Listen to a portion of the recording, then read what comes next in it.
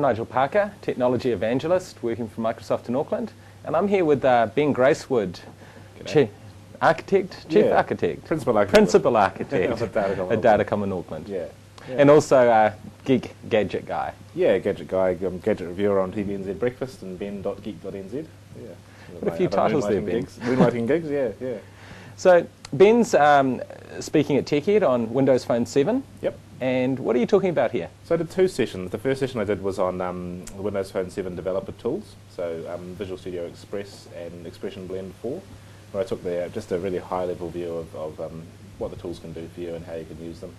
And the second session was on the Windows Phone Marketplace and effectively how developers can make money by building Windows Phone 7 apps, and how to market those apps, what's important, what they get out of it. So you think there's an opportunity to make some money with Windows Phone 7? I think so, yeah. I mean, that's what I said in that session is, as a gadget reviewer, I've had hands-on time with basically every decent smartphone the last couple of months.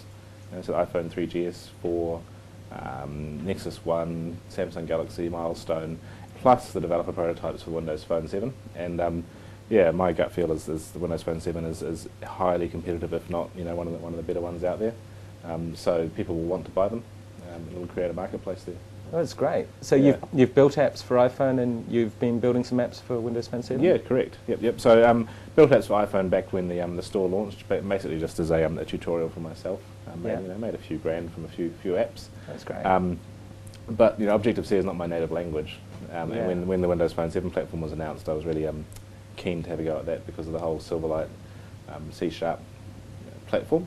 And it has borne fruit in terms of productivity, incredibly productive environment to build apps, and just the speed with which you can put an app together and get it on the phone is incredible. Yeah. So since we were up in Las Vegas in March, what have you been working on? Two apps I've been working on. The first one is a port of an iPhone app called My Tours, or an iPhone platform. And what it is My Tours has a website where anyone who's registered, and it's a small fee, can go up and create a tour. So a tour might be multiple stops with text, images and audio for every stop. So one of the examples is a Wellington waterfront tour. You go around, you can look at Te Papa and the sculptures on the waterfront, and at each stop you can read about the place, maybe listen to some audio. So they can create that online, and what would happen is then that can be packaged into an iPhone application. Now what I've built is the same thing can be packaged into a Windows Phone 7. Yeah. I've had a look at the application, and one of the things that really appeals to me is the ability to download it maybe before you go overseas and then use it offline without wasting a lot of data, without paying for expensive roaming data. So we've built it so that if you don't want to use data, you don't have to. You can use data to view maps and this sort of stuff, but like you say, the tours are packaged up. So you run the app and then you can pick a tour and download it when you're on Wi-Fi or hotel Wi-Fi or a cheap 3G network, and then it's ready to go. And you don't have to hit the network again if you don't want to. So, fantastic. Yeah. And what else? What are your other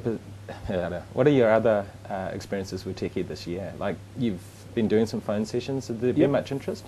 I think so. There's been a general amount of interest. I think people are seeing, like from your keynote and maybe the more overview phone sessions, that it is a really simple platform to develop for, and I've had some interesting questions. There are people who are iPhone and Android developers coming up and talking to me about Windows Phone and how they can port their apps and this sort of stuff.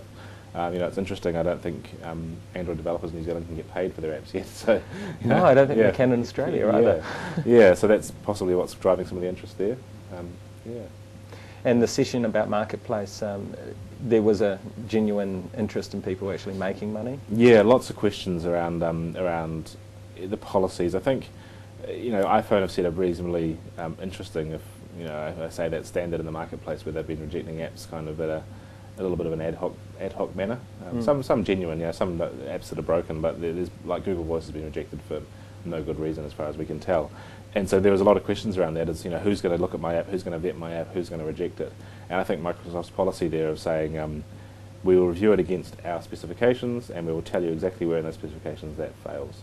It seemed to get a really good response from the crowd there, and everyone in the room was interested in how to sign up, how to develop apps. That's great. So as a parting comment for people watching this online, what should they go do? Developer.windowsphone.com.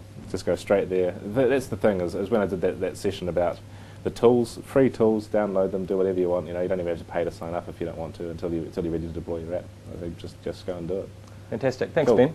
Cheers, Nigel. See ya.